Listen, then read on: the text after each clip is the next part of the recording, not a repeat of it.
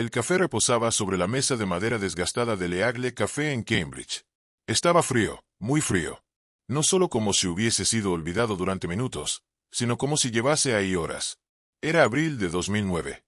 Afuera, el cielo gris típico de la ciudad se debatía entre la amenaza de lluvia y la indiferencia.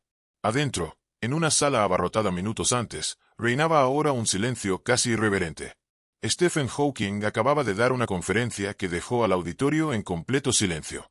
No fue por aburrimiento, no fue por los detalles técnicos ni por su característico humor seco. Fue porque, por primera vez en años, quizás décadas, Hawking había dicho algo que ni sus colaboradores más cercanos, ni sus antiguos estudiantes, ni siquiera sus más fieles amigos esperaban. ¿Y si durante 3 siglos hemos buscado a Dios en el lugar equivocado? La pregunta flotó en el aire como una amenaza, como una promesa, como un abismo. Una pregunta cargada de implicaciones, no solo científicas, sino filosóficas, incluso personales. No hubo suspiros. Nadie se movía. Nadie se atrevía a toser. Las manos permanecían congeladas a medio camino entre los brazos y los aplausos, incapaces de decidir si lo que acababan de escuchar merecía ovación o contención. En el fondo del escenario, mientras los asistentes abandonaban sus asientos en silencio, con pasos medidos como si no quisieran romper la delicada tensión que flotaba en la sala, Hawking permanecía inmóvil. Su mirada fija atravesaba más allá del auditorio. Observaba una ecuación trazada en la pizarra, una fórmula que, en apariencia, no se diferenciaba demasiado de las muchas otras que había escrito a lo largo de su carrera. Pero había algo distinto. Porque esta vez no era solo física. Era otra cosa. Algo que aún no tenía nombre, pero que desde ese instante ya no podría ser ignorado.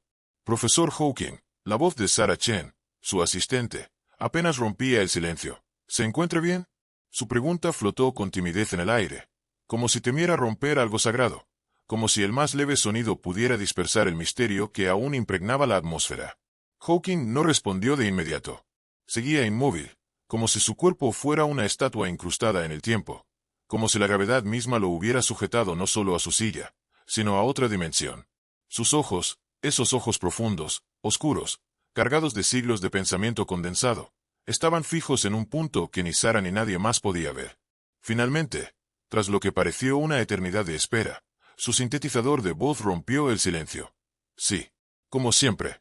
Pero esta vez había algo más, una extrañeza, una especie de titubeo que no venía de la máquina, sino de él. Como si incluso su mente necesitara encontrar las palabras correctas para lo que acababa de sentir. Sara pausó, como buscando algo más allá de los datos y la razón. ¿Alguna vez leíste a Spinoza?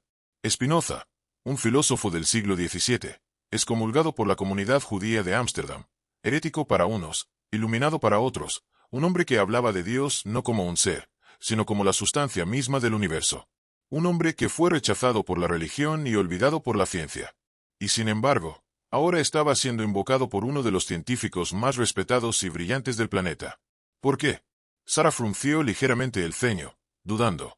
Se aclaró la garganta, insegura. Algo conozco de Spinoza, profesor.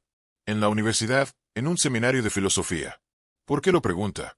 Hawking cerró lentamente los párpados, como si esa pregunta activara algo en lo más profundo de su conciencia. No era cansancio. Era otra cosa. Como si, por un momento, necesitara apagar el mundo externo para poder entrar del todo en ese lugar al que solo él tenía acceso. En su mente, las ecuaciones ya no eran estructuras fijas, frías, muertas. No, se movían, vibraban, flotaban sobre un fondo oscuro, como si fueran constelaciones vivas. Giraban, danzaban, se entrelazaban. Y mientras lo hacían, emitían algo, una especie de melodía. No era un sonido como los que se oyen con los oídos, sino una intuición sonora, como si el universo estuviera cantando algo en un idioma que los humanos aún no sabían descifrar. Y fue entonces cuando Hawking, el físico, el lógico, el escéptico empedernido, creyó escuchar algo. No una voz con palabras, sino más bien una presencia. Un susurro sin lengua. Una vibración sin origen. Algo que no venía desde fuera, sino desde dentro de la estructura misma de las cosas. Porque creo que ese judío holandés, murmuró con un tono que parecía más propio de un profeta que de un científico, vio algo que recién ahora estamos empezando a entender. Sara lo miró con los ojos muy abiertos.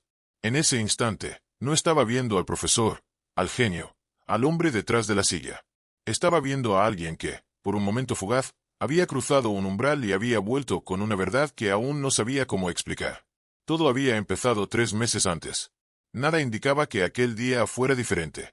El invierno aún se aferraba a las calles de Cambridge con su niebla densa y su aire húmedo cuando la carta llegó. No venía de un colega del MIT, no era un artículo científico ni una invitación a una conferencia. No, era algo más inesperado. Una carta escrita a mano, en tinta azul, por una filósofa. Rebecca Goldstein. Hawking no la conocía personalmente. Había leído un par de sus ensayos, Filosofía Matemática, Conciencia, Spinoza. Siempre Spinoza. Pero nada en su trayectoria sugería que acabaría cruzando esa línea que separa lo académico de lo personal. Y sin embargo, lo había hecho. La carta era breve, directa, casi descarada. Apenas una sola frase que, sin gritar, resonó en su mente como si hubiese sido tallada con fuego. Profesor Hawking, ¿y si sus ecuaciones no solo describen el universo, sino que son el universo? No decía más. No hacía falta. Como un reflejo que uno no espera ver al mirarse en un charco oscuro. Y durante varios días, Stephen no hizo nada con la carta. Ni respondió, ni la compartió. La dejó sobre su escritorio. Pero no la olvidó. Volvía a ella cada noche, como se vuelve a una herida recién abierta. No porque doliera, sino porque quemaba con una clase de inquietud distinta, la de una posibilidad. Durante semanas no dijo nada. Ni a Sara, ni a sus colegas, ni siquiera a los alumnos que lo rodeaban con admiración silenciosa. Simplemente pensó. Pensó como lo hacía en los viejos tiempos, cuando la enfermedad aún no había limitado tanto su cuerpo, y el pensamiento aún podía correr libre por los pasillos del tiempo. Volvió a repasar sus ecuaciones, las que le dieron fama, las que hablaban de la evaporación de los agujeros negros, de los bordes del tiempo, de los lugares donde el espacio se curva tanto que la realidad misma parece quebrarse. Las estudió como si fueran un poema o un espejo. Y entonces ocurrió algo. Cambió. Las fórmulas ya no eran simples descripciones del comportamiento del cosmos.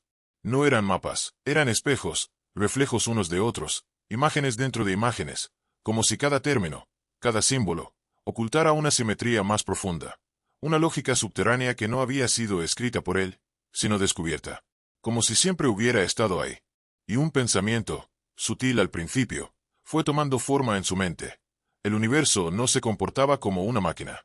Era una máquina, una elegante computadora cósmica. Cada galaxia, cada átomo, cada partícula virtual en el vacío, engranajes de un cálculo sin fin.